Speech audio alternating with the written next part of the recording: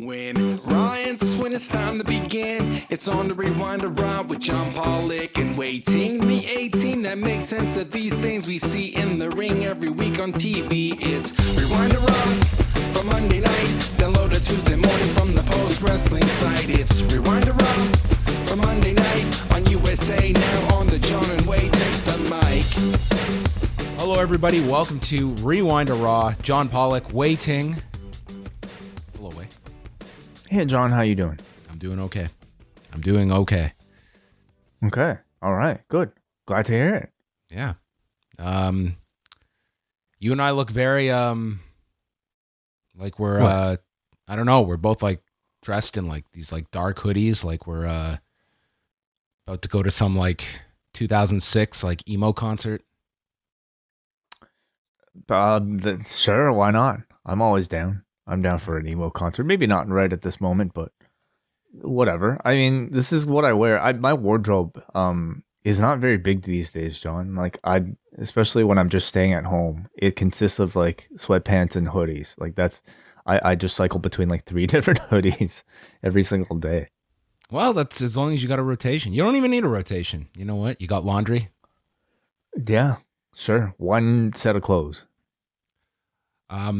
My voice sucks, by the way, so I'm just gonna say that right off the top here. It sounds it's nice. Either it a sounds nice gravelly like bass. Maybe live. Kind of nice. I'm still kicking out of this cold thing. It's coming up on a week. I'm hoping I'm through the worst of it, but it's still lingering. It's been a little frustrating. Well, keep us updated. You're still drinking tea? No one cares. No, we all care. I'm not keeping anyone updated about my illness. I'm having tea right now.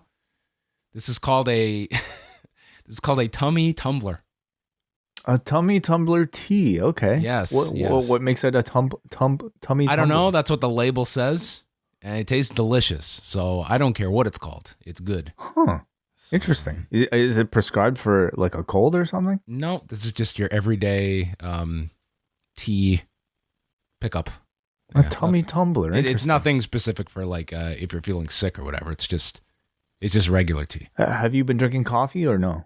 Is it strictly tea? No, I've had some coffee. Okay, but at night it's tea. At night it's definitely tea. Got it. Okay. How was your weekend? It was pretty good. Yeah, nice. Kind of relaxing, actually, despite a lot of wrestling going on, but I wasn't really watching all of it on the Saturday, so it was a pretty nice, relaxing weekend. How about you? I watched Dexter finished this weekend.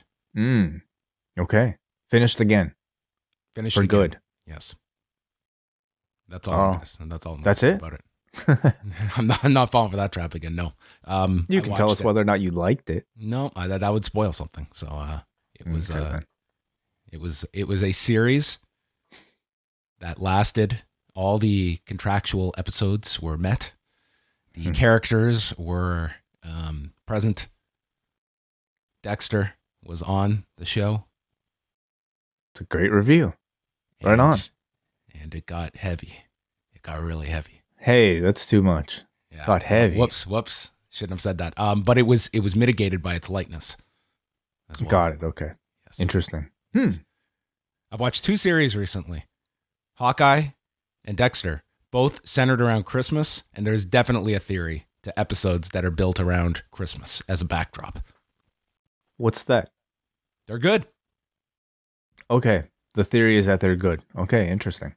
Yep. So, yeah, I mean, you're a Christmas guy. I mean, I think these are always made for. You always come to mind. There's nothing. Actually, I shouldn't say that. There's there's like Christmas elements to Dexter. It's happening around Christmas time, so I guess there is some Christmas. It's not throwing you. It's not like we're having a brawl around a gigantic Christmas tree at Rockefeller Center. It's not that involved, but it is happening on the Christmas season. I think anytime you like theme something around a holiday, you're building an audience in already. It's that's what I did like about Hawkeye. Is never mind. I'm very self-conscious now about I don't say you could say what you liked about it. Unless but what I like about it is going to be something that is directly part of the series. Like, what am I going to say? What I liked about it was how this happened. Right. Okay. Anyway, great series. That's what I'm going to say about it. All right. Okay. We've traumatized him.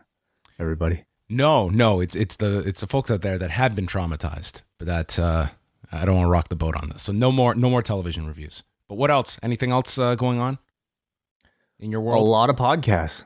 Yes, many. You did a great job covering Battle of the Belts with Kate. Enjoyed your review.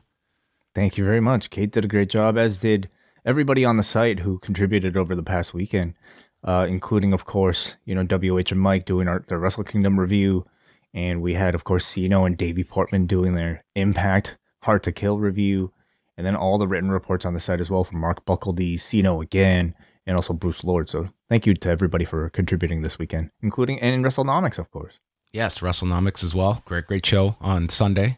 I didn't see you, though, live tweeting about any technical issues you had with TSN2 carrying Battle of the Belts. I mean, that if ever there is a lead up.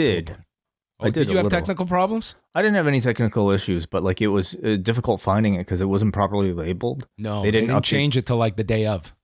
Well, they didn't even on the online. The moment that the show started, it was still the college football game that I had to stumble onto before figuring it out. So it's okay, whatever. It's a last minute thing. It doesn't seem like this was very well coordinated on the TSN side of things, but it did work by the end.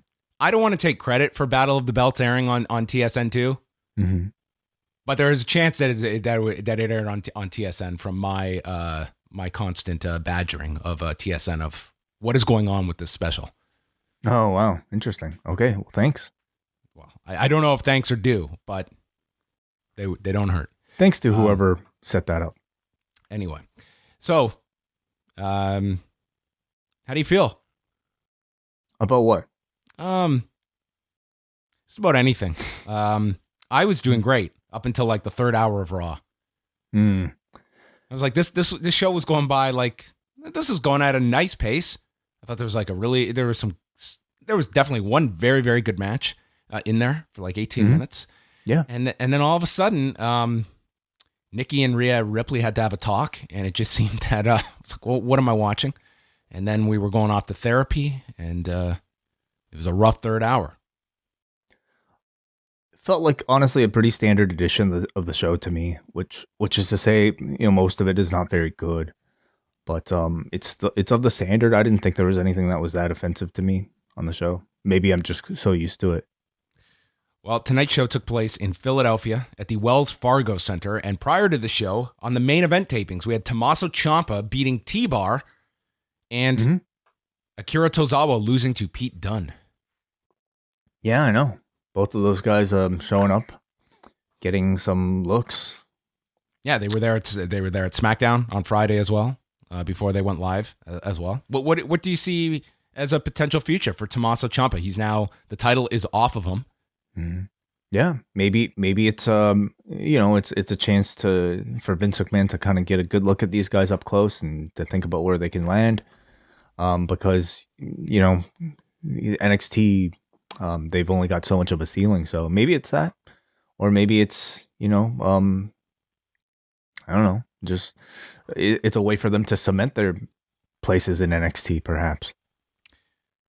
Yeah, I'm just wondering, when we look at, exotic names of what a Vince McMahon would think of when your name is Pete Dunne.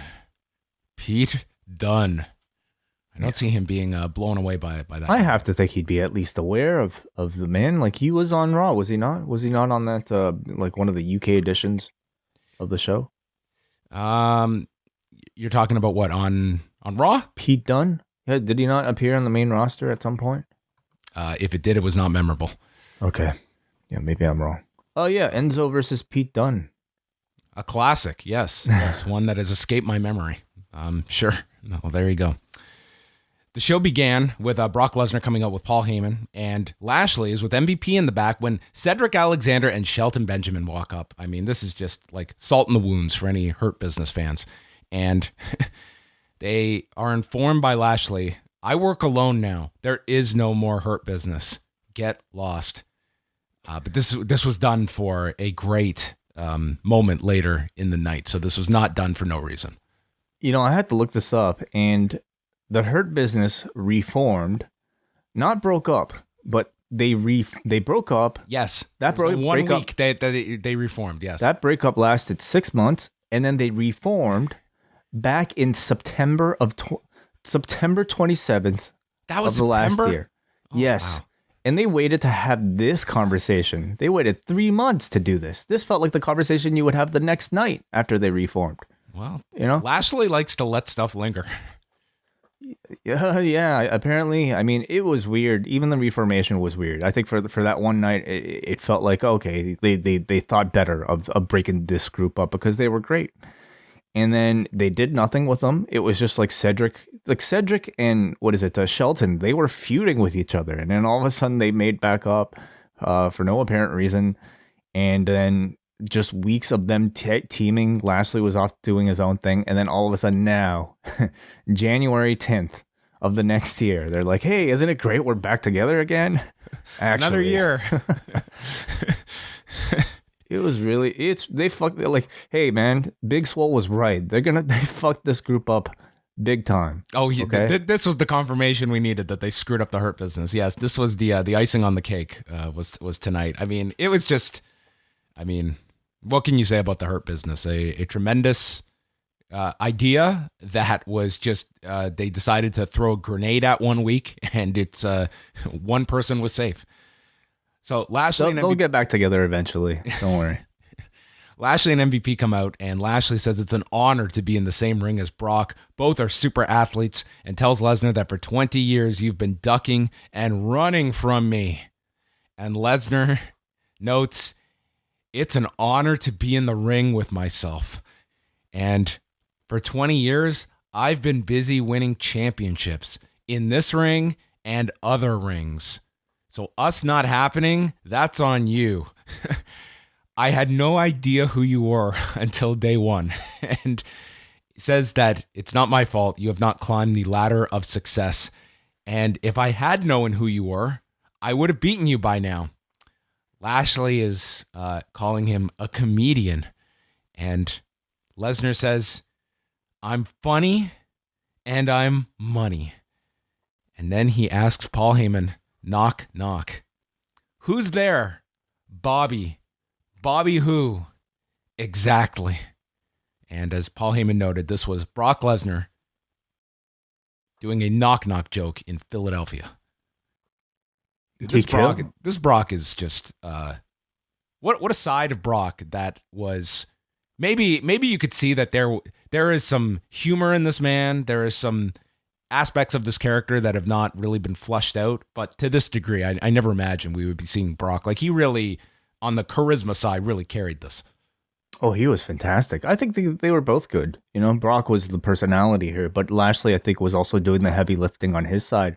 And I just thought it was fascinating that here we have two mirror images of each other who are typically monsters with mouthpieces.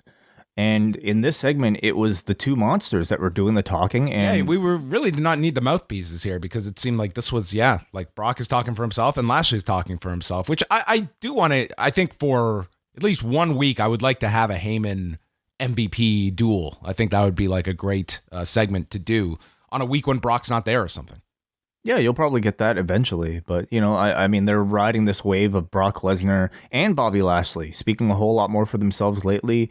And Lashley or Lesnar in particular, I think we continue to wonder how he would work with Paul Heyman now back at his side. Would he be able to continue to grow as a speaker? And clearly he is. Or maybe this has been within him this entire time, or at least for a long it's why time. I don't think this is going to be a long-term thing, because as this segment really is showing, and this Lesnar character shows, he is not in need of a Paul Heyman. Like, Heyman is just kind of decoration at this point with Lesnar, that I just don't see this being a long-term affiliation. I think this is just a means to an end when they are ready to do whatever this next angle is with Roman.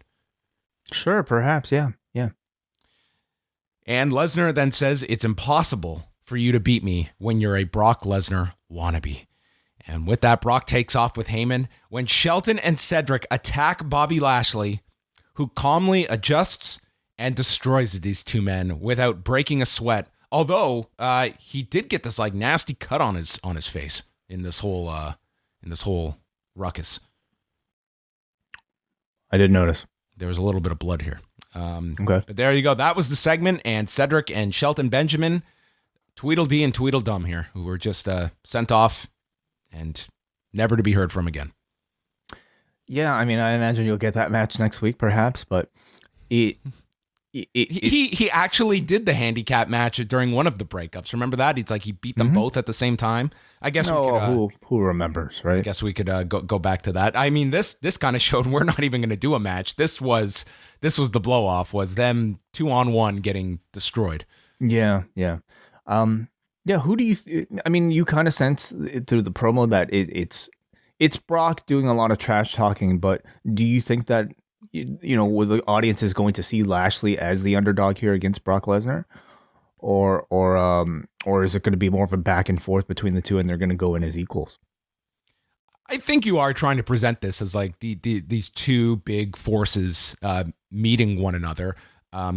I think like you could really dive into something and make one of those really big video packages on Bobby Lashley, similar to the ones we saw that were just seemed to be filling up the commercial time on that pay-per-view last month or something like that, where you can really go over kind of the accolades of Bobby Lashley, like put in some of his Bellator footage and stuff, like build this up as like these two kind of mirrored careers that are going to meet for the first time at the Rumble. There's a lot to play with these two, but you also have 2 more weeks and then it's the Rumble. So this is kind of, you don't have a whole lot of time to build this up much more than it is.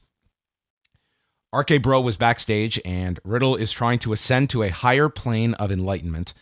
Orton laments their loss last week, and he writes down on Riddle's hands, if he is unsure of what to do, he writes, tag in Randy. And then Riddle suggests that they go out for cheesesteaks after the match. But first, it is RK Bro and Alpha Academy, and they get the heat on Riddle for a long time. He is in their corner, but he fights back. Huge tag to Orton. The crowd goes crazy. He's in with Gable, but then Gable snaps the neck on the top rope. Orton crotches Gable, superplex off the top. The crowd's going nuts for Orton as he sets up for the RKO, but then Orton drills Riddle to the floor. And then Gable is sent into the corner, tagging Otis, and Orton doesn't realize it. So he sets up for the RKO on Gable. It's blocked, and he is thrown at Otis, who lifts up Orton, slams him, and Orton is pinned by Otis as Alpha Academy win the Raw Tag Team Championship. Yeah, title change here. Very surprising. A bit surprising, yeah. I think more surprising to me was the fact that all of a sudden now, because they've been training on their weekend, as you could see on their Instagram, I suppose, now Chad Gable also has the ability to evade the RKO. As we saw in the closing sequences of this match, he managed to fight Randy off multiple times. It's fine, but I just wish they set this up beforehand, like in the months ahead. Before he hit RKOs to both of these guys in the past? Repeatedly, and especially for Gable. Gable was the fall guy for Otis week after week, taking RKO after RKO. So not only were they inconsistent with having, Otis all of a sudden before Christmas or on Christmas take that RKO for no reason to break that illusion. Now all of a sudden they've given that special power to Chad Gable as well, which is fine by the end of it, sure. But I just wish the whole thing was a bit more consistent. And Orton taking the pin here, no less.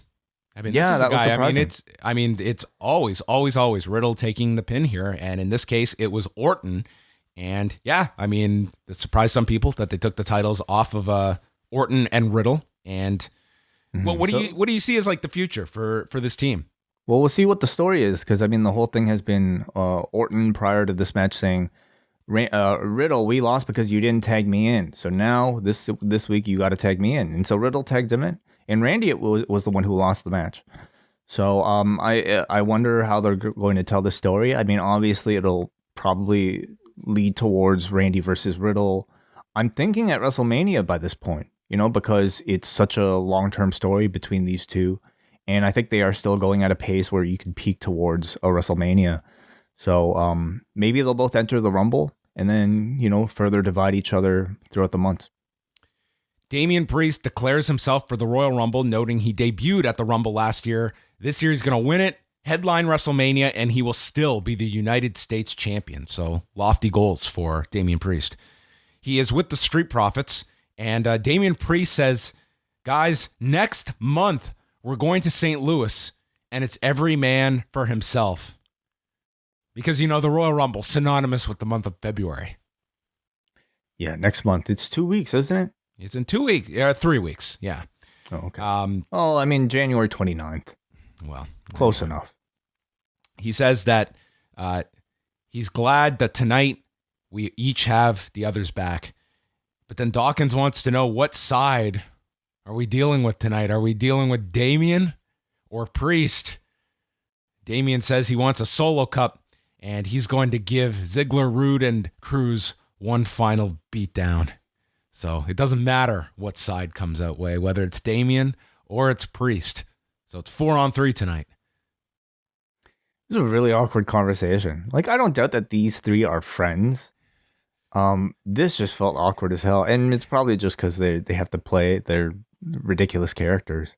Hey, Wai, we going to be dealing with Wai tonight, or is Ting going to come out? Oh, good. Save me a solo cup. It was just like the most unnatural conversation among friends. Bianca Belair says that she won the title at WrestleMania last year. This year, she's going to walk in as champion after she becomes number one contender tonight. So Damien, accompanied by Priest, along with the Street Profits, took on Ziggler, Rude, and Apollo Crews. There was a warning at the bottom of the screen that Omas will be in action tonight. Priest takes out all three men. Warning? Yes. Hilarious. My screen was flashing. So beware. It's coming. After the commercial break, when the babyfaces cleared the ring, Cruz held up forward for a long delay before the military press. Ziggler then super kicked Priest off the apron. The famous Earth to Ford gets stopped and is countered with a power bomb. And then Priest is on the floor and gets into it with Commander Aziz. And that allows Priest to get nailed from behind. Ford with the big dive. And then Dawkins hits a spine buster on Rude. But Ziggler sneaks up and hits the zigzag to pin Dawkins. And the heels prevail. Mm-hmm. Yeah. I guess Damien was coming out here when Aziz was getting in his face. He was getting upset. That was the idea, right? Is that it? I don't know. I guess so, dude. Honestly, I think the action was fine, as you would expect. You know, anybody you put in the ring on this roster, typically you come up with decent results. But anytime I see the Dirty Dogs in the ring with the Street Profits, I just zone out. I can't even really tell you how this match ended because it's really tough for me to pay attention. It's a long story. It's a long-term story. That's completely meaningless. Every chapter is it's blank. There are words, but none of the words put together make any sense. They might be compelling chapters. I don't know. Maybe if you read one page, it's a great passage. But it has no link to the rest. There are missing pages in between. Those are the best books.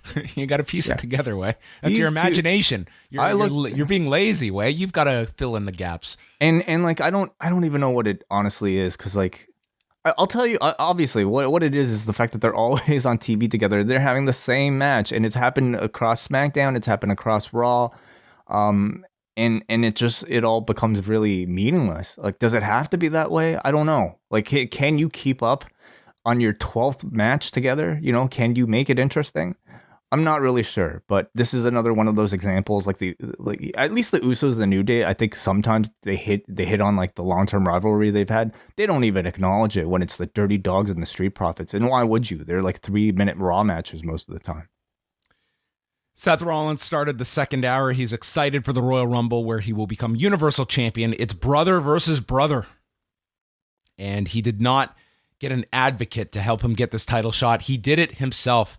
And there are 3 things you can guarantee: death, taxes, and Rollins beats Reigns every single time, which I don't think is how these matches have gone in the past.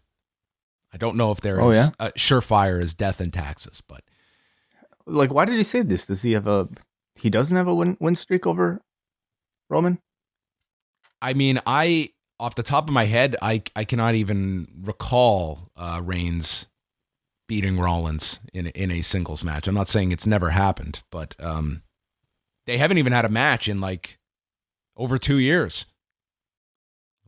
You can do some research. Yeah, on that. 2019 was their last match. It was on SmackDown, and I'm trying to look at this particular show. Rollins beat him by DQ. Death and taxes and DQ victories. Okay. Yeah. Prior to that,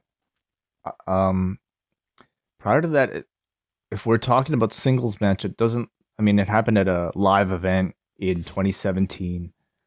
I don't want to dig too deep here. I don't care. Well, it's a guarantee. It's a guarantee he's going to win. Oh, see. Okay, Raw. Okay, Raw from 2017. Let's see here. Roman beat Seth Rollins. Ooh, so what is man. Seth Rollins talking about? It's like a Final Destination. He escaped death that night. Sure. And the IRS missed his postal code, I guess. Big E comes out. He says he is excited as gritty after the Flyers win.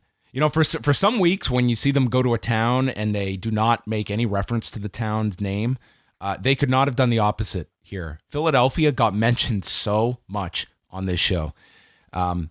Rollins asks, what is that in reference to gritty? And the crowd just was having none of this. Big E says he has entered the Royal Rumble. His goal is to become champion again at WrestleMania and will beat Rollins. Rollins says he does not have a chance, and E wants to test that theory tonight. So Rollins suggests, well, why don't we have a match next week in a better town? Big E says, no, we'll do it right now. So Rollins just agrees. Big E was a terrible negotiator here, okay? Number one is that they were desperate for a title challenger for this Royal Rumble. And Big E could not get his name into the hat for Adam Pearce to get that title match. Then Rollins gets it. So he comes out to challenge Rollins. Not to shorten his path where I beat you tonight, I get that shot at the Royal Rumble. No, he's got this long road that he has mapped out for himself. He wants to win the Rumble and wants Seth to beat Roman so that he can beat Seth Rollins for the championship at WrestleMania. That's a very custom hope of what could happen and a lot of ifs thrown in there. On top of it, he wants to go out here and face this guy for absolutely no gain. Like there is nothing to gain from beating this guy tonight. Nothing. It's like personal satisfaction. Morale. That's what I want tonight. Morale. Yes. They said that he's personal not doing well-being. well after this title loss. Graves was trying to say that he might even struggle with Johnny Knoxville. So that's it. Big E is trying to get over this title loss, but not a great strategy from Big E, I have to say. An ambitious one. I can give him that. Yeah, babyfaces often make decisions like, they like doing extra work. Yeah. You would think you would have something to say about, Roman Reigns and wanting to avenge that loss he had at Survivor Series. Maybe you would think. Yeah, you would. Maybe he wants him to go to WrestleMania. Or Brock Lesnar even. None of those, apparently. So, the two, all that said, I thought had a pretty great match here together. After the first commercial break, Rollins hit a bunch of these flying knees, including one off the apron to the floor and then another into the ring. Big E gets out of a rear chin lock, Uranagi out of the corner, and then this nasty spear off the apron to the floor. I'm always freaked out watching this thing, but the guy has hit this so routinely. He's never suffered a major injury from it. So, he's got this spear down pretty well, as scary as it looks at times. Oh, yeah. It looks easy. He hits a bunch of belly to bellies. The big ending gets avoided. And then Rollins super kicks Big E, frog splash off the top for a 2 count. The stomp is countered with a power bomb, and he lifts up Rollins into a stretch muffler, but Rollins breaks free, getting to the rope. Big E goes for another spear, but runs into a knee, and then Big E tries a big ending off the second turnbuckle. Rollins avoids it, goes for the pedigree, it's countered, and then Rollins comes back with the stomp, and he pins Big E. No controversy here. Clean win for Seth Rollins going into the Royal Rumble, and Big E falls short. It's a long road ahead for this man to try and get back to the championship. It was a good match for TV. Hard-fought victory for Seth Rollins, who is going for the championship. That whole thing makes sense, of course, but it is interesting why they chose Big E for this particular role when it really could have been, anybody else. Is it because they're trying to tell a losing skid story with Big E and they're setting him up for a comeback? Or is this an indicator of where Big E's going to stabilize on the card now? And just your upper mid card, low main card type of guy for your challengers to beat? I'm not sure. Maybe it's still a bit early to tell. I was also curious. We didn't have any Kevin Owens on this show. No, Kevin Owens was not on the show tonight. What happens to the Rollins-Owens association? That was still a major storyline last week, and this week, nothing about it at all. I mean, you figure Kevin Owens would have something to say about Seth Rollins all of a sudden getting a title shot and him not getting a title shot. So, no mention. I'm sure they're going to revisit that once Owens is back. I mean, it's just... So what, is he injured?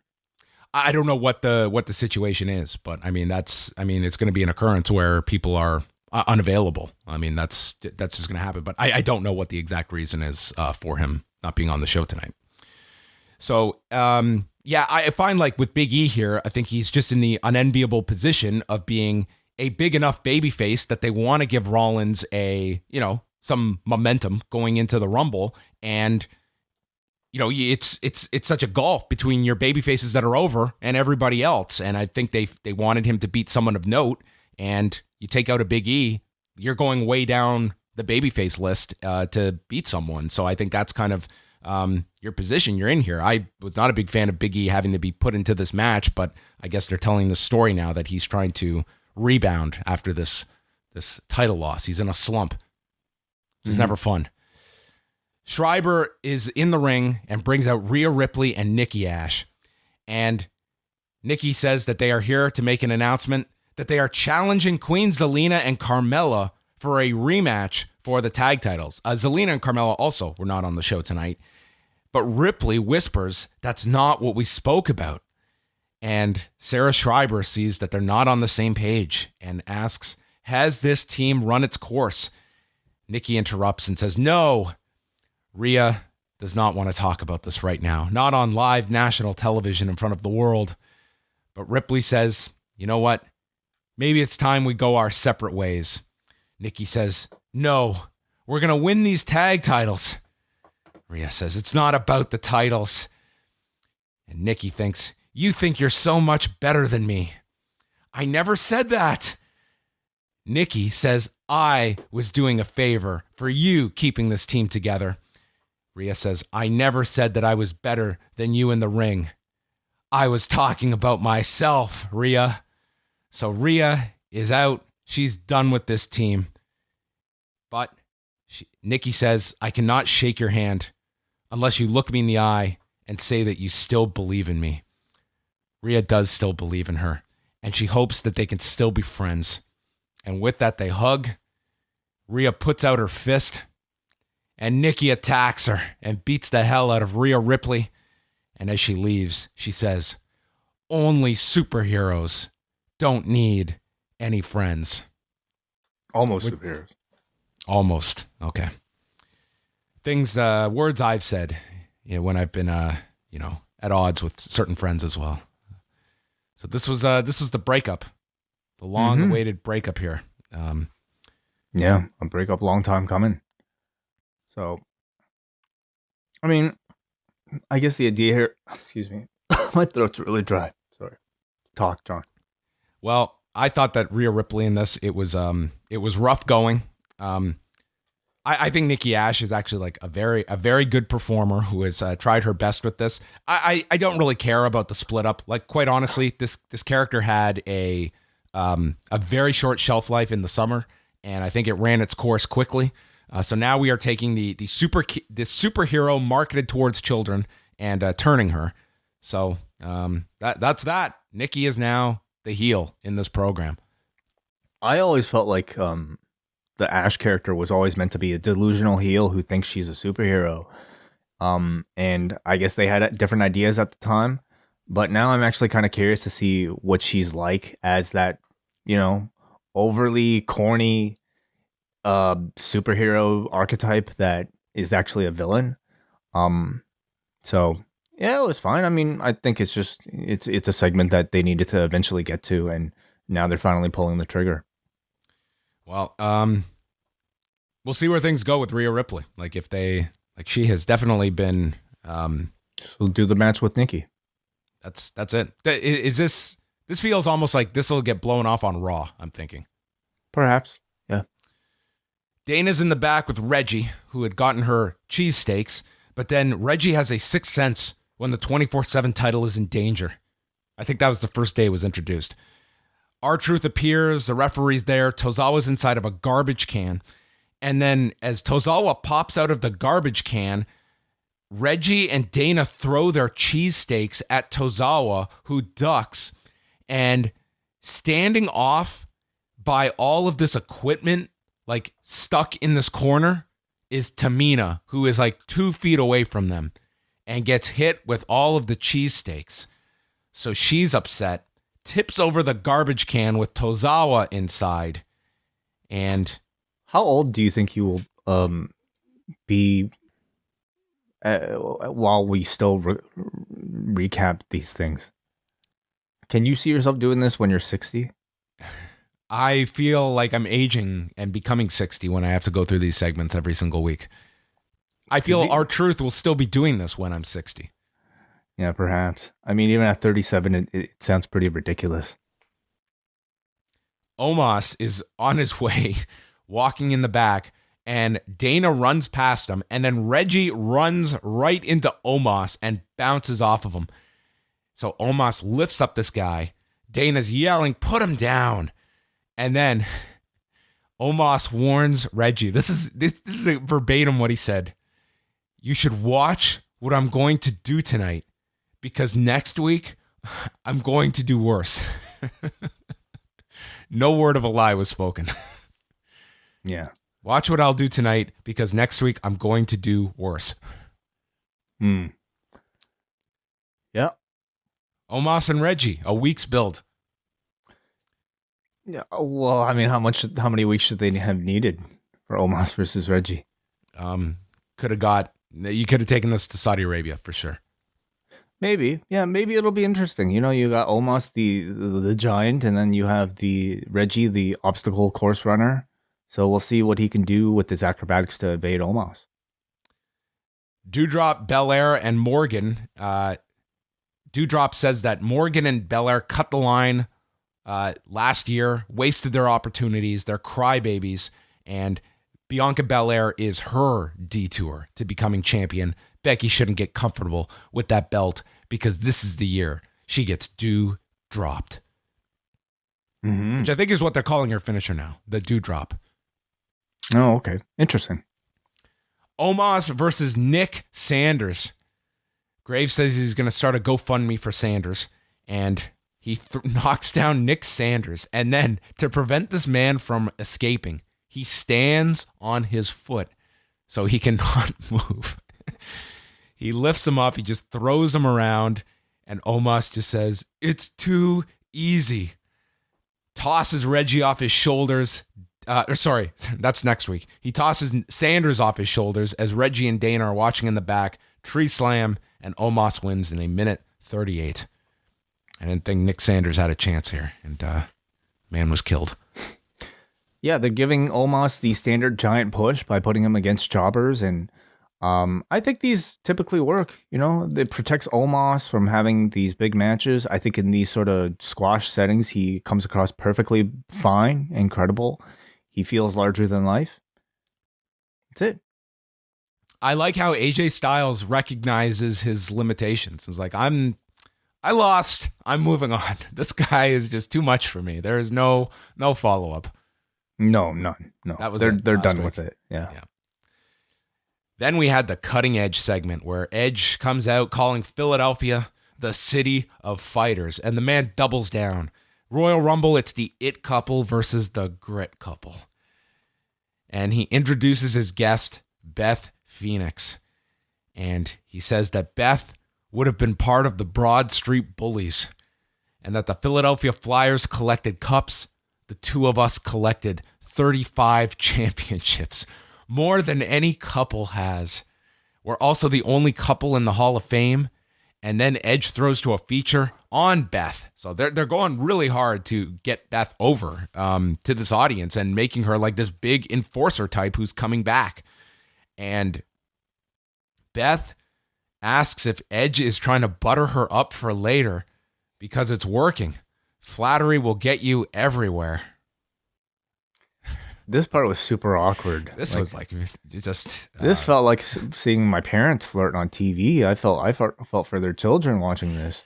I don't know. It was just like, maybe it's because I've never seen them on screen together as a couple. Obviously, of course they would have great chemistry, but there's something about like this sort of like the two baby faces that are kind of like corny flirting on TV that just made me feel really weird. Well, he is. They are going to shut Miz and Maurice up for good at the Royal Rumble. Out come Miz and Maurice, and Miz refers to this as Filthy Delphia. And this crowd, they were livid at this insinuation that they're filthy.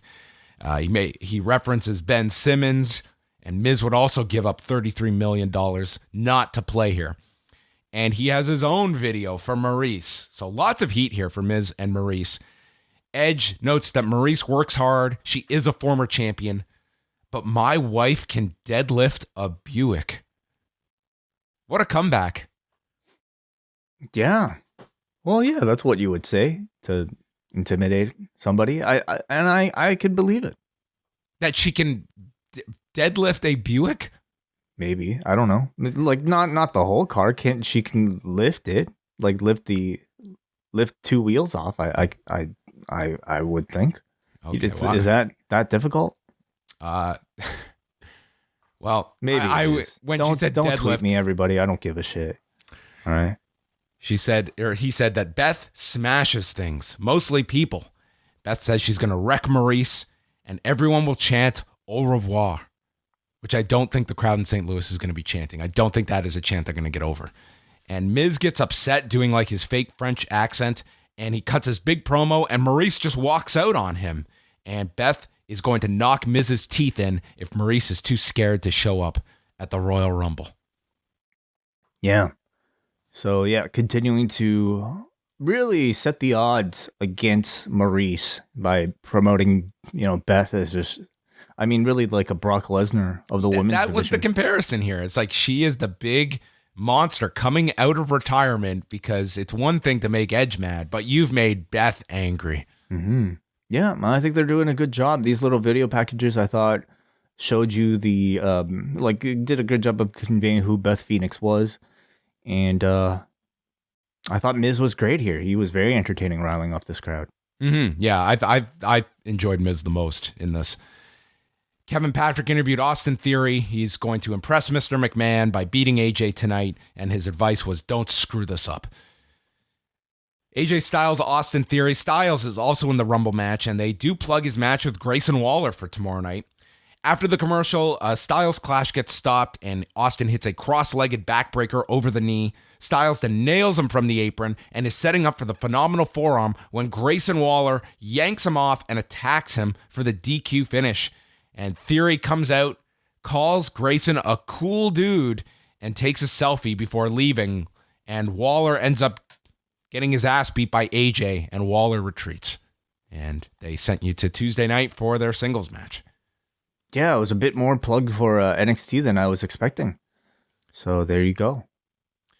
There's some weirdness where they like cut to the back a bit early, and then felt like they were telling AJ to like rush to the back, and then it ended up just kind of being a it was very weird. We went backstage. This was exactly what happened last week. Remember before the Orton promo where they went backstage too early before the commercial? And then it happened again this week where, we go backstage. It's just a shot of nothing backstage. And then we go back and AJ is like hightailing it to the back, like doing a power walk. And then Grayson Waller is being interviewed and he's constantly looking over his shoulder, but just takes off. And it just felt like really weird. Yeah, super weird. Liv says she knows what it's like to be so close to victory. It's a new year, but the same damn attitude that got her into the title picture. I won't just come close at the Royal Rumble. I'm winning it. And now it was time for Alexa Bliss's return to Raw. Her journey back to Raw. And that means going for therapy with Dr. Scoovel. Yeah, they couldn't find Dr. Shelby? I guess a different type of therapist, maybe. That's right. Yeah, no Doesn't Dr. deal with Shelby. fools. Yeah, Scorpio Sky not available. The first step to recovery is admitting you have a problem in the first place. And she laughs and says, "Fix me." And there's footage of her, of Lily being destroyed by Charlotte. And then Alexa dramatically pours too much water into the glass, grabs the therapist by the tie, and says she feels pretty dandy before she destroys this therapist's office. And this will be a early contender for worst segment of the year. Oh, they'll do far worse than this. You kidding me? This is early. This is the second Raw of the year. Yeah. I thought this was dreadfully bad. I mean, it tells us that the Alexa ghost gimmick is still very much intact. You know, maybe by the end of this is when we'll start to see her revert back to her old self, or maybe she'll return as this. I'm not really sure, but I think we're trying to tell some story of some transformation coming out of these. I would hope so, and that it's not just going to be the same old. But this was about the level you would expect of this character from the WWE. It's something that clearly spells out what the character is. Oh, she's still crazy, everybody. She even scares her therapist. She's nuts. She's as unhinged as ever. So, yeah, pretty awful. I don't think any more awful than anything we've seen of her in the past. But maybe people have just been, without it for so long that they're realizing, wow, this is the worst. When they could definitely do worse. Maybe Lily is not dead like we all think. And Lily is in hiding under a different name in Iron Lake, New York. What's that supposed to mean? What's that reference? That's a Dexter reference. Anyway, nice. So you think we're going to get more of these segments? I think so. I mean, I don't know. What else would somebody do on a path, on a journey? Well, we got 2 more Raws before the Rumble. I assume she's in the Rumble. That should be her return, right? Maybe a different therapist. Maybe she's going to eliminate Charlotte in the Rumble. Okay, sure. For WrestleMania then? WrestleMania match? No. It's just odd. Like, they keep showing the footage and all of it directs you to Charlotte. I mean, they could also have Alexa just pop back onto SmackDown. Like, you could just throw her on there. Yeah, right. You can do whatever you want. Becky enters for her promo and goes through each of the opponents and says this is going to be a battle for the ages. And these 3 are fighting for the right to tell their grandkids that they lost to Becky Lynch. And that's our main event. Bianca Belair, Liv Morgan, and Doudrop with Becky on commentary. I thought the 3 worked like a pretty good main event together. I think Doudrop, she has shown like very good chemistry with Bianca Belair. And I think with the 3 of them here, it was especially like Belair and Doudrop. I really enjoyed kind of their involvement in this. But Liv also had some good spots laid out here. Doudrop sent Morgan off her shoulders to splash Belair. Doudrop missed a cannonball to Liv in the corner. And then there was a moment where Morgan flips over Doudrop in the corner to hit Belair with a Rana while she was seated on the top turnbuckle. Morgan gets the Rings of Saturn on Belair for a very long time until Belair finally gets to her feet, goes to slam Morgan off, but gets hit with the knees. Doudrop then powerbombs Morgan and goes for the pin, and it's broken up by a 450 splash by Belair that the camera nearly missed because they were in so tight on the pinfall, but they did show the replay, and Belair just nailed this perfectly.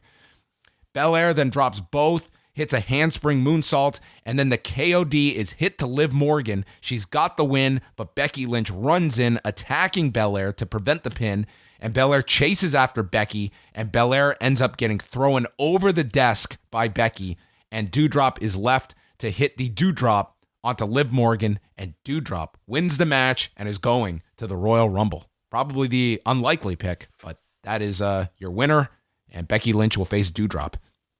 While they continue the Becky Belair story, I mean, really just dragging it out at this point. So in that time, you need some other placeholder challengers for Becky Lynch, and this month it's going to be Doudrop.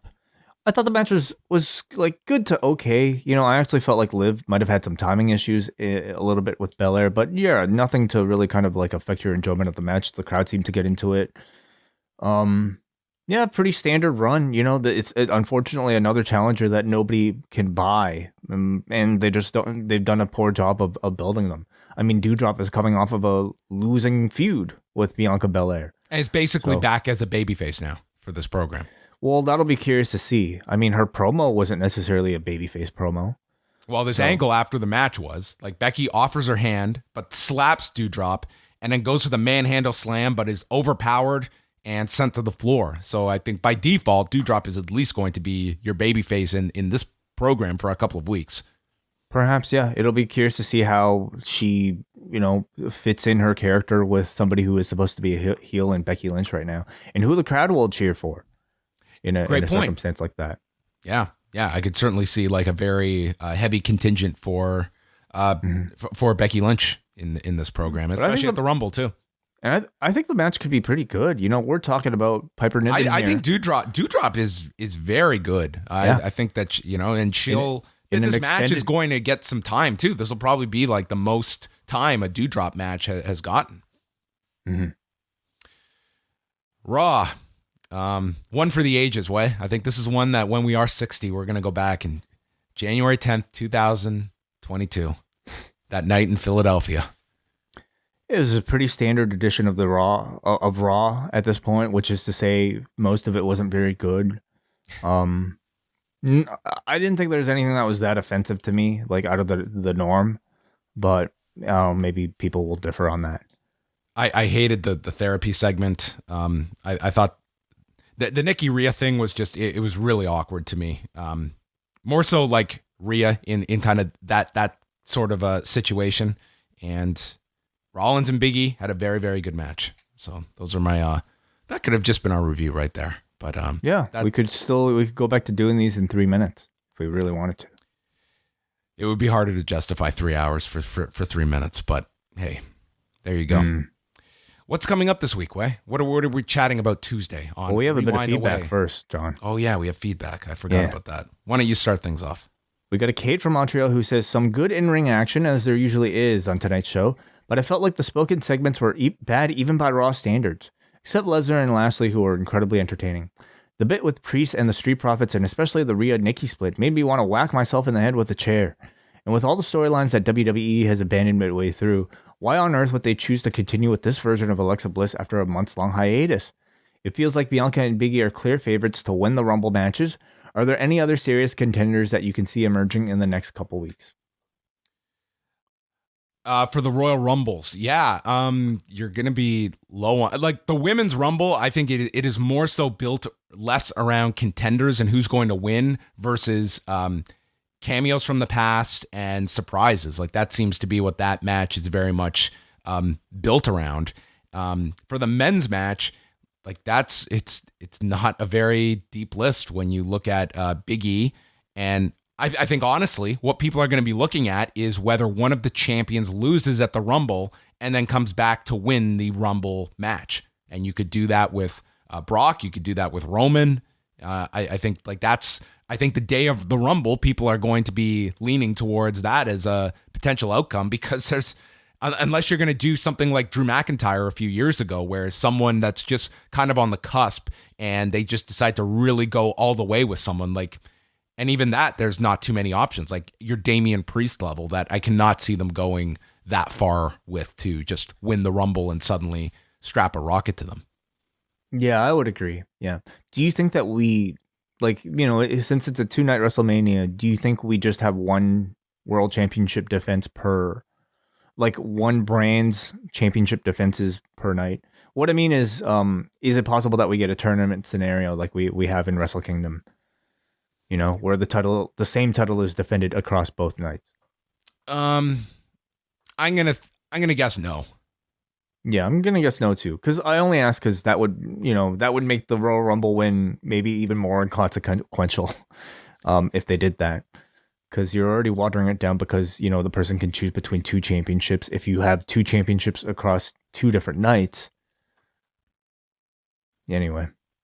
Yeah, I just don't see that scenario playing itself out. The next one here is from MJ.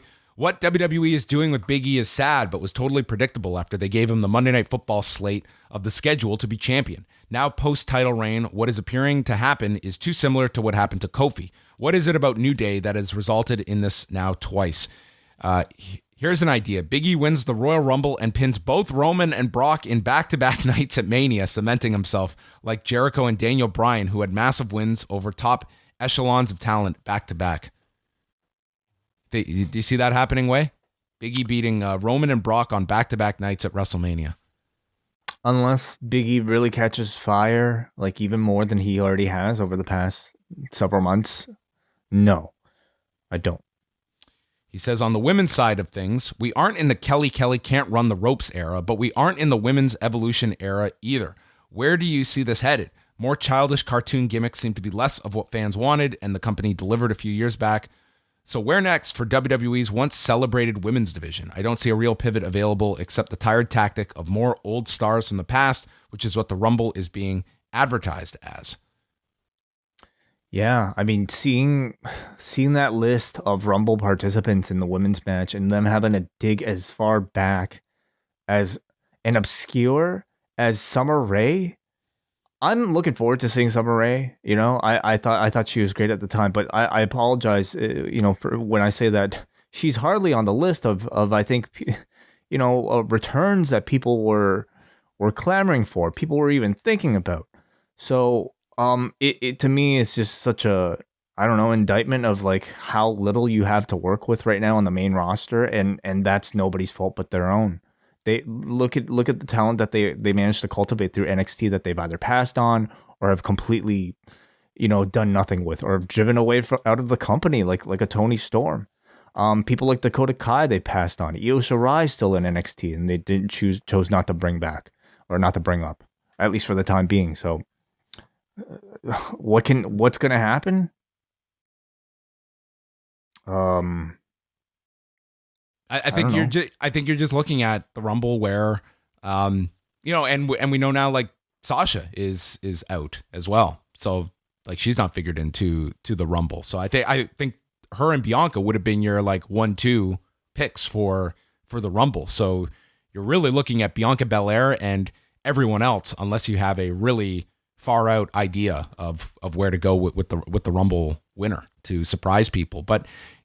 Unlike the men, with the women's one as well, if you're leaning on surprises, it's kind of tough to do that when, like, how many surprises are out there that you have not gone to in recent years and brought back for, like, the Evolution pay-per-view. Like, a lot of them, they've come back not just once, but multiple times over the last few years, and there's less women that you have utilized in your history that you can bring in for that kind of surprise that surprise entrance, like of like major surprises. Like it's pretty much like Ronda Rousey would be like your only option. I would say.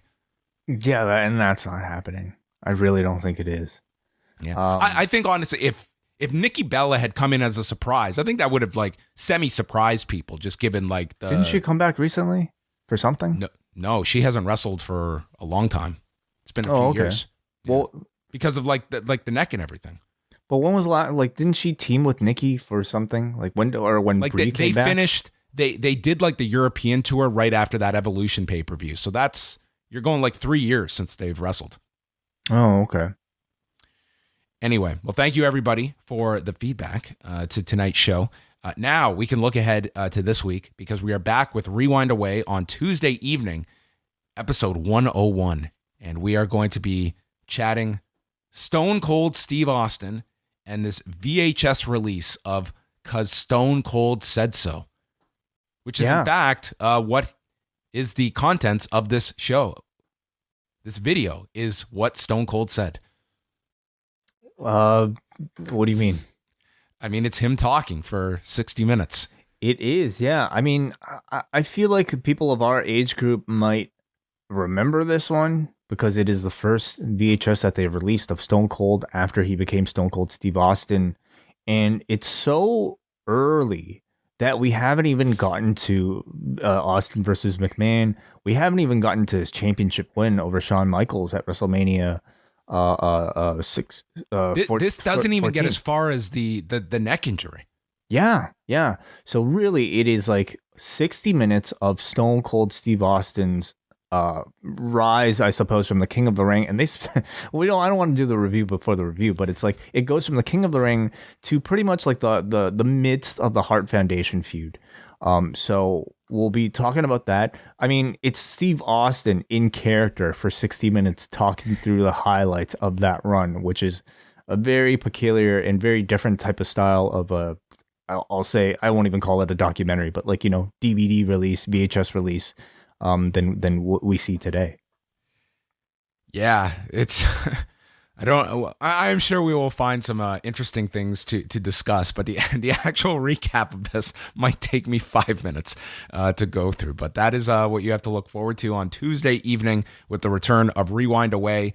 We're also going to have several interviews from Andrew Thompson dropping on Tuesday and Friday this week. We've got the MMA prediction show with Ariel Helwani on Thursday. That will be airing live at 1 Eastern in place of the Post Daily News show. So you can watch that show premiere Thursday at 1 Eastern on the Post YouTube channel. And then Friday, we're dropping the worst of 2021 with the panel of myself, Wai, Braden, and Davey, giving our picks of all the worst that 2021 had to offer. It'll actually premiere live on the YouTube on Thursday night at 8 o'clock. So those of you who want to jump into the chat and follow along the video with our picks, you can check out the YouTube Thursday at 8 p.m. All right. The whole schedule is up on the site, so you can go check that out. And we are going to be back Rewind Away Tuesday night for members at postwrestlingcafe.com. And then Wednesday night with Rewind to Dynamite, 15 minutes after Dynamite ends for all double ice cap and espresso patrons. Wai, I encourage you to have a tummy tumbler for your throat. Thanks. Help me get through this show. It was great. Thank you to Tummy Tumbler. Maybe they should sponsor us. We'll see. They might be out of range. Have a great night, everybody, and we'll speak with you on Tuesday.